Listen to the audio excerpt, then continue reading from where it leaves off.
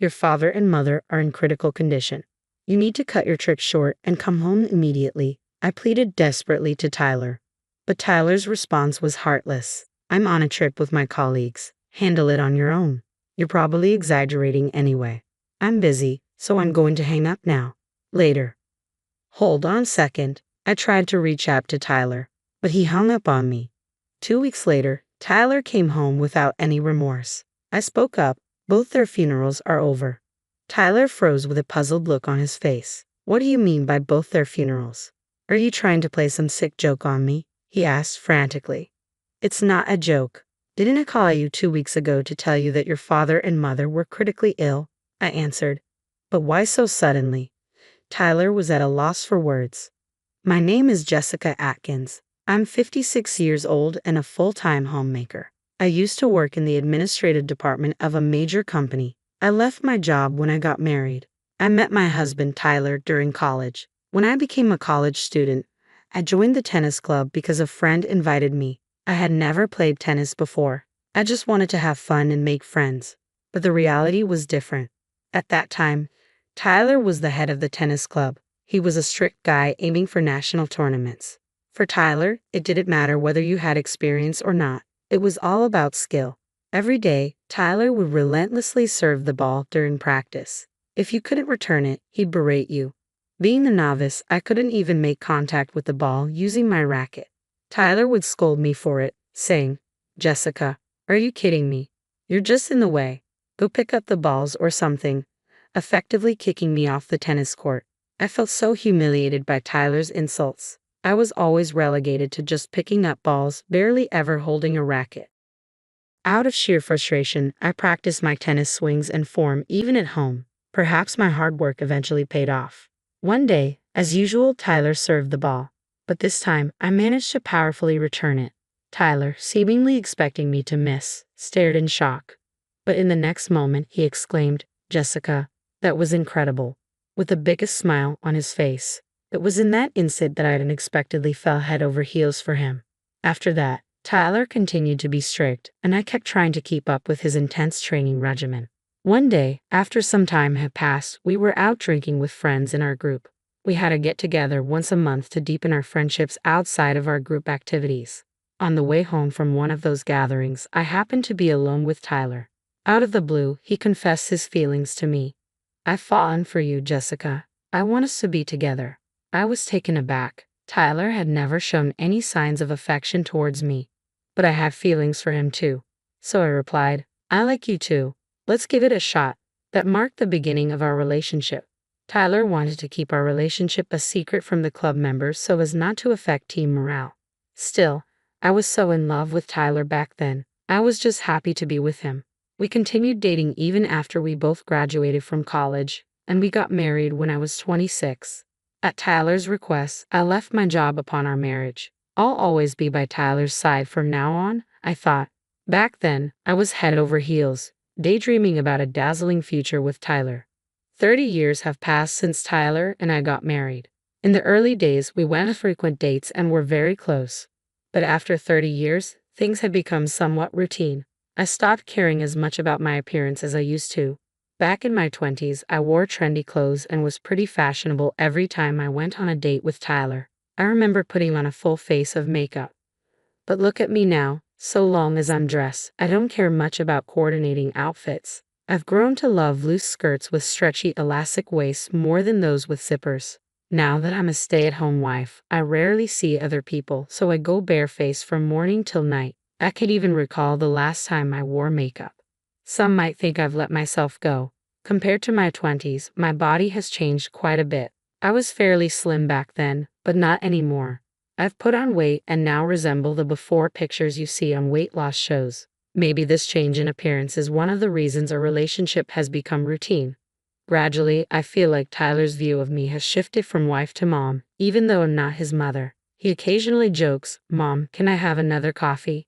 By the way, my mother-in-law is still around and lives in an apartment about a 10-minute walk from our house with my father-in-law, so we live close by but separately. My in-laws are wonderful people and always show concern for me. Because they are so caring, I wanted to be there for them, so I visited them often. But lately my in-laws' health has been declining. My father-in-law has been battling a serious illness, and the doctors say there's not much more they can do. Tearfully, my father-in-law told my mother-in-law and me, I want to spend my last days at home.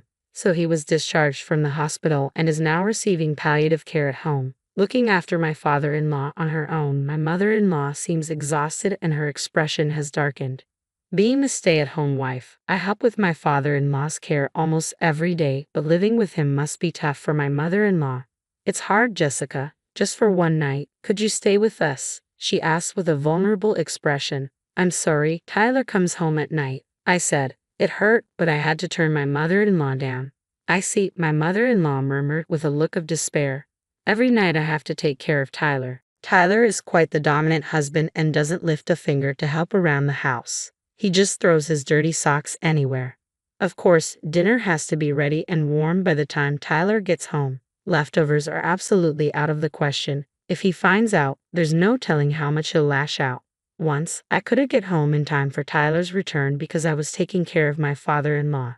The moment I got home, Tyler, with a face as red as a beet, yelled at me, You should prioritize me over my dad. I'm your family, remember? I wanted to point out that my father-in-law is also his family, but I kept quiet because if I had argued, Tyler would have just shouted even louder.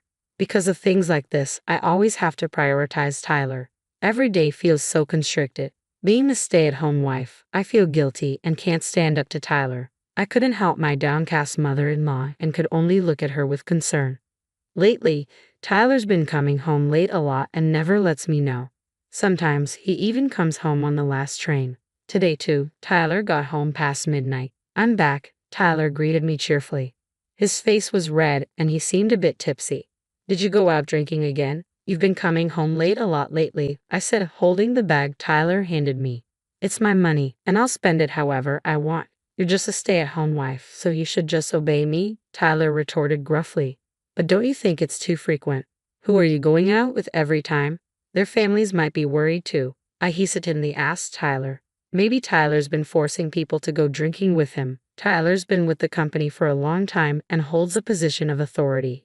It's hard for most to say no to someone like that. Tyler then replied with a smug smile, It's all good. I just always drink with the same coworker. Plus, Ava lives alone and is single. He's always happy when I buy him a drink, Tyler said smugly. I couldn't say anything back, being a stay-at-home wife without much say matters. Then I had an idea and decided to talk to Tyler about it. Could you let me know in advance when you're going to go out for drinks? Your mom seems really stressed out, and your dad's condition isn't great either. I'd like to be there for them as much as possible. But Tyler laughed off my concerns. No can do. When I go out depends on my mood. Besides, Mom will handle Dad's situation. Jessica, you should be all in for me. As I was taken aback by Tyler's harsh words, he said, Instead of standing there, get the bath ready. You're so slow with that. He quickly headed to the bathroom. Yes, I'm sorry. All I could do was respond like that. Then one day, Tyler suddenly told me, I'm going to go on a trip for 2 weeks from next week. While I stood there in shock, Tyler cheerfully flipped through a guidebook, pondering what he'd eat. He was planning to go to Australia. Regaining my composure, I asked Tyler, why the sudden international trip? What about your job? And I don't even have a passport. Tyler seemed a bit annoyed with my questions. I got a bonus, so I thought I'd just go for it.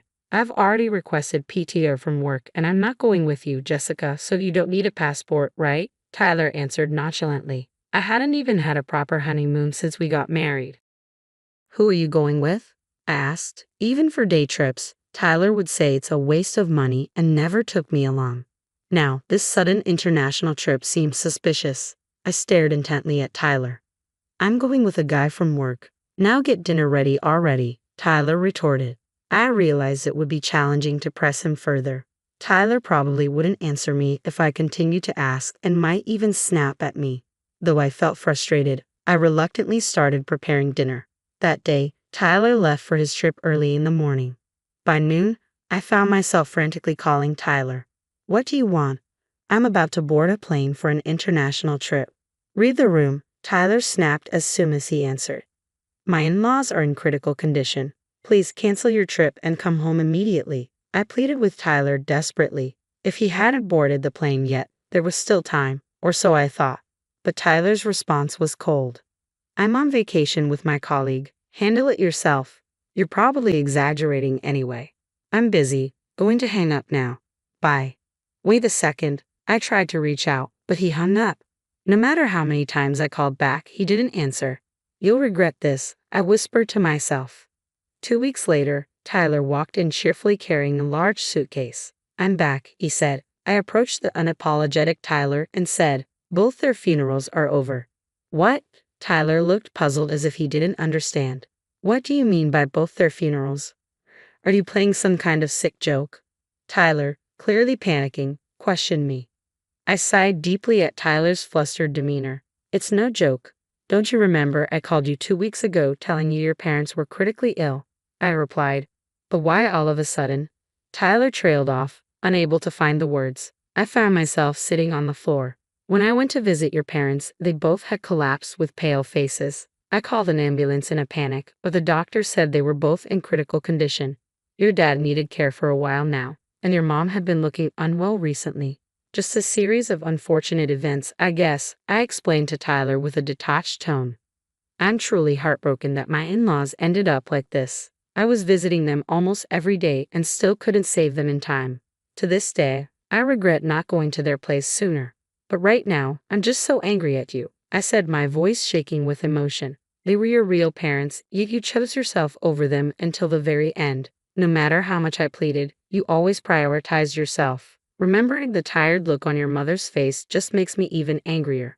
Tyler, with a grim face, remained silent. He probably can't come to terms with reality.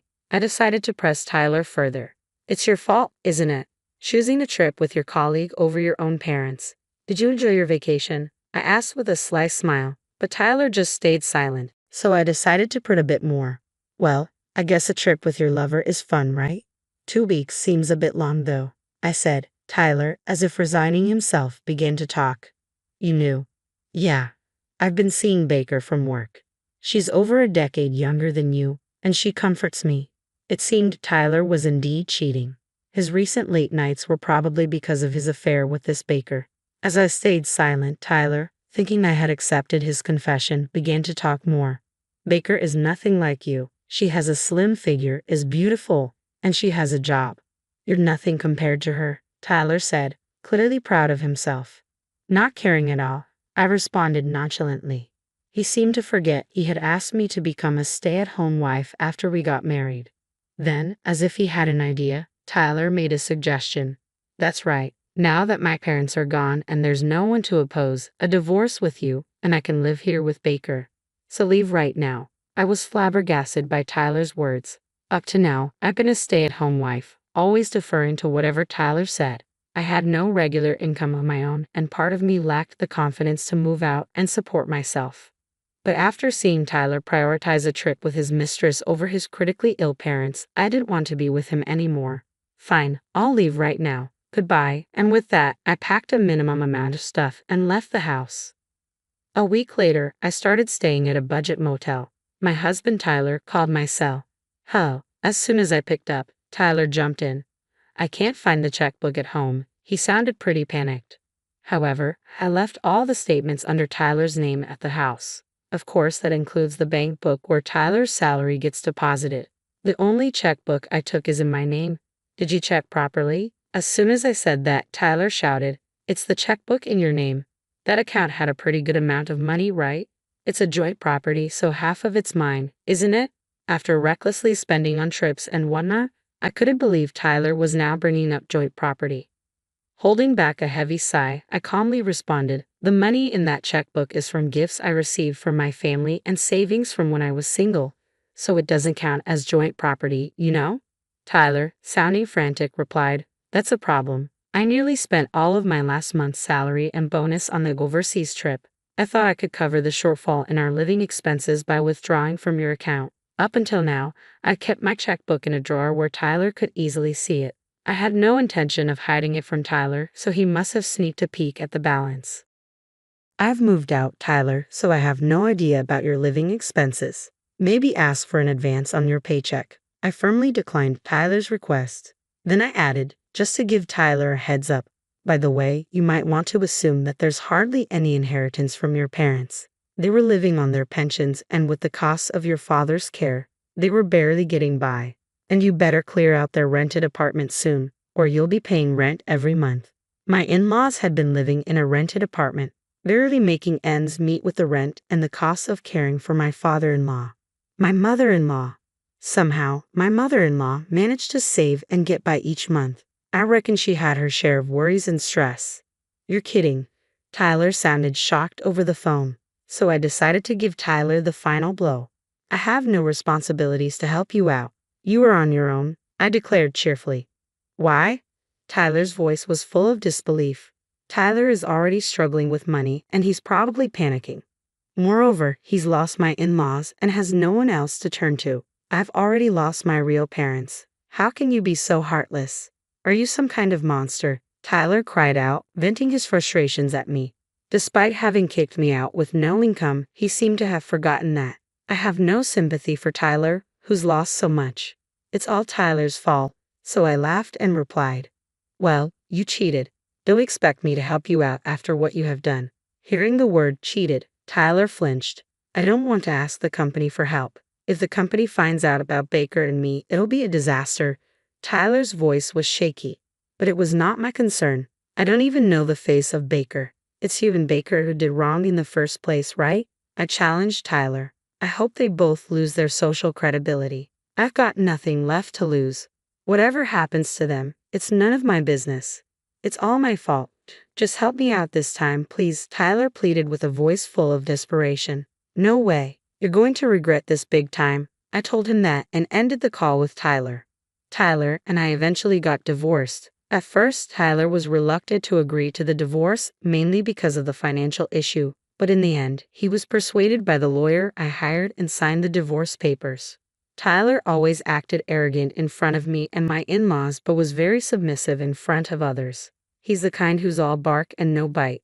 That's probably why Tyler couldn't stand up to a professional like the lawyer and ended up being told what to do.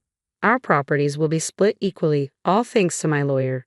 Tyler had almost exhausted his savings on a trip abroad with Baker, so he was tight on cash. My lawyer guessed that Tyler would be very uncooperative, but in the end, I was pleased with the situation. Now, about what happened afterward, it seems Tyler is living paycheck to paycheck, having difficulty supporting himself. On top of that, he had additional expenses like cleaning out and paying rent for the rental apartment of my in-laws, and apparently, he got dumped by Baker. Initially, Baker was very ambitious and got close to Tyler for her own career advancement. After our divorce, the affair was exposed, and Tyler got demoted. It seems Baker got transferred to a remote branch. If Director Atkins is getting demoted, I don't need him anymore. Thanks for everything, that's what was said. And Tyler got dumped. Though Tyler got demoted, he didn't get transferred within the company, so he seems to be feeling out of place and uncomfortable now. Being dumped by Baker and all alone, Tyler has contacted me through my lawyer. I messed up. I broke up with Baker, so I wanted another shot with you. That's what I heard through the attorney. Since I've already blocked Tyler's calls, it seems like his only option is to relay messages through the lawyer. Knowing Tyler's usually timid nature, the fact that he's pleading with a lawyer like this tells me he's really backed into a corner. On top of that, he's been saying things like, I'm seriously out of money right now. Can you lend me some from your savings back when you were single?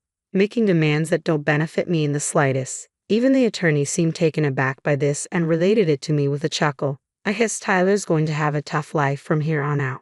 Frankly, I hope he continues to struggle and squirm. By the way, I got in touch with Baker through the lawyer, and she responded in a very respectful way. I was told through the lawyer that she said, when I was with Mr. Tyler, my expenses were quite low, so I had fun with his money. But it did not last long. Please tell her I deeply regret everything. It seemed she was never really interested in Tyler, just his position. Tyler was head over heels for Baker, and to see him ruin his life over it is quite pitiful. Thinking of Tyler's misfortune made me smirk. Since then, I've decided to get back to work. Would you believe it? I took a part-time job at a convenience store. It's my first time in customer service, but it's surprisingly fun. I was initially worried about being on my feet all day, but once I started, time just flies and it's a blast. Beyond working the register, there's ordering products, frying snacks, and a lot more to convenience store work. I even get to use my housekeeping skills with the cleaning tasks. I've heard from the manager that if I work hard, I could become a permanent employee. Apparently, there have been others like me who made the transition. Being in my 50s is like being at the halfway point in life. Being divorced, I initially thought my future was bleak, but even at this age, I'm discovering new things and having a ball. I want to keep looking forward and keep on moving. That's how I feel right now.